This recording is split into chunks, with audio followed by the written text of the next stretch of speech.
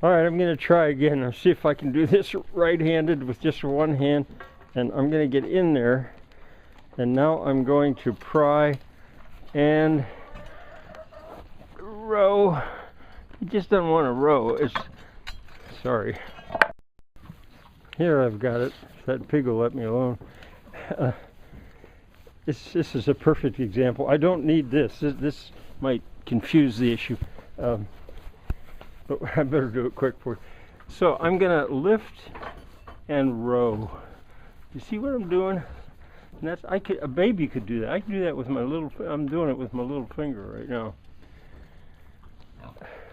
And now, so I think there must have been one verb for that, lifting and rowing, instead of doing it as separate operations.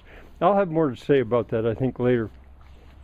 But now that I've got the track more or less in place, I don't want rollers, not now. What I want to do is slide this. I want these. I want to have a controlled slide. The trouble with rollers is they're so good at moving things easily that stuff can get away from you, and it could just run. I couldn't control it unless I had somebody else and using brakes all the time with the rollers. I don't need them. I can slide this downhill. So there's another word, slide.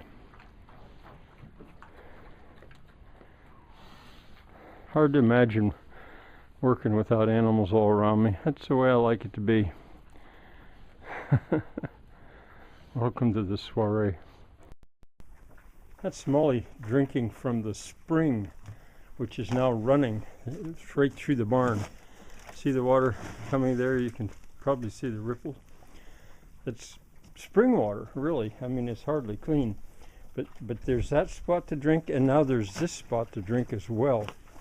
Now this did not appear until recently because there's a drain in the middle where that water's been going, a lot of water. But I think now it's whatever reservoir, whatever the situation is underneath there, it filled, and now the water's beginning to go out that way. That means I don't have to carry water anymore. They have a place to drink. Well, to my amazement, I'm able to lift this near edge of that slab, which looks like to be about 5 foot by 8 foot. It's 4 inches thick, 5, maybe 6 inches thick, and I can lift it. Well, of course, probably with two hands, one hand. Let me see. Yeah, you can see it moving there. See that? I can lift it. If I can lift it even a little bit, I can support it on this end and then proceed to crack it back through, I think. Now, I wanted to show you one other thing today. Look at the shape of this bar. I got this bar at an auction. I'll have to see if I can drag it up here. Oh. And I have 3 of them. I'm not sure where the other 2 are. And their purpose, look at the end of it. Their purpose is to move a railroad car down a track. And so, see, it's made to pry in a way at the end. Also, notice how thick it is, and then it gets thinner as it comes out. I imagine, well, I know that in the prehistoric days, they made their levers the same way. They figured out where it has to really be strong is at the front, and back here it can be almost nothing.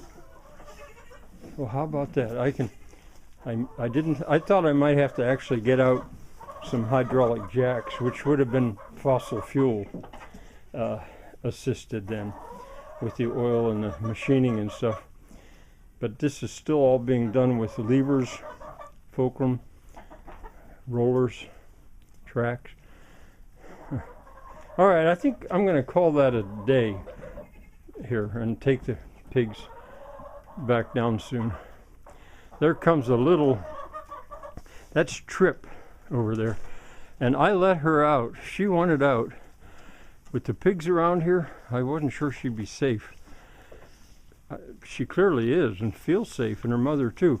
Now, Sophie Survivor, I let her out too, but I watched her real close, and then I put her back in.